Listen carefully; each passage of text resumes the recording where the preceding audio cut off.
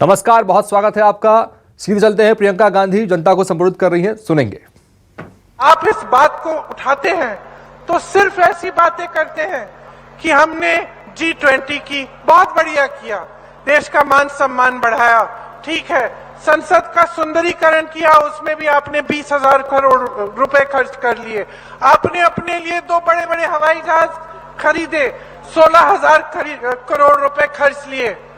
क्या जनता का हक नहीं है कि पूछे कि ये किसके पैसे खर्च रहे हैं, ये किसकी संपत्ति है जो आप अपने दोस्तों को, बड़े बड़े उद्योगपतियों को सौंप रहे हैं, जो कौड़ियों के दाम में आप दे रहे हैं उनको?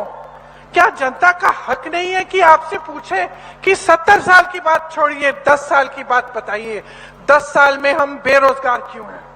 आपने रोजगार क्यों नहीं बनाए? जहां से रोजगार बनते हैं उन कंपनियों को आपने कौड़ियों के दाम में क्यों बेच दिया अपने दोस्तों को? क्या हमें पूछने का हक नहीं है? क्या जनता को ये पूछने का हक नहीं है कि पहले हमें किसानी, खेती से हमें रोजगार मिलते थे, हमें ग्रामीण रोजगार मिलता था मनरेगा से, आज आपने उसको ठप कर दिया है। आज किसान इतना परेशान है, पेट्रोल, डीजल, खाद कुछ नहीं खरीद सकता। क्या किसान को हक नहीं है कि वो पूछे कि वो ट्रैक्टर पे जीएसटी क्यों दे रहा है, वो पेट्रोल पे जीएसटी क्यों दे रहा है, वो डीजल पे जीएसटी क्यों दे रहा है? क्या उसे हक नहीं है पूछने का कि मेरा बेटा तुम्हारे लिए सरहद पे खड़े होकर इस देश की रक्षा कर रहा है, मेरा बेटा जवान बनता है और मेरे बेटे के लिए तुम ऐसी स्कीम क्यों लाए हो मोदी जी जो 4 सालों में खत्म हो जाती है? मेरा बेटा काम करता है, परिश्रम करता है, संघर्ष करता है सेना में भर्ती होने के लिए, और आपने उसको 4 सालों के लिए 4 सालों की नौकरी देकर उसको आप घर भेज देंगे? क्या हक नहीं है किसान को पूछने का? क्या महिलाओं को हक नहीं है पूछने का कि हमारे लिए क्या किया? आपकी यहाँ 18 सालों से सरकार थी, पिछली ये सरकार 3.5 सालों से चल रही है।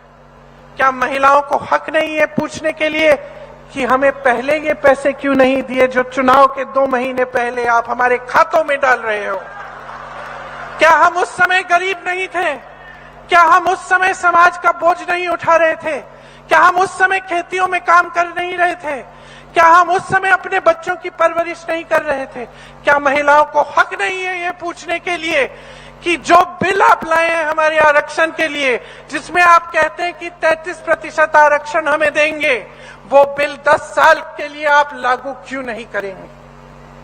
ये हक है, और मैं इस हक को के बारे में याद दिलाने के लिए आज यहाँ पे आपके सामने खड़ी हूं।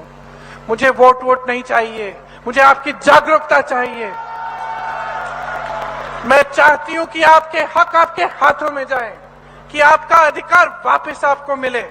मैं चाहती हूं कि जैसे छत्तीसगढ़ में कांग्रेस की सरकार है जो हर स्तर पर जनता की संपत्ति जनता की जेब में वापस डाल रही है, वैसी सरकार मध्य प्रदेश में बने।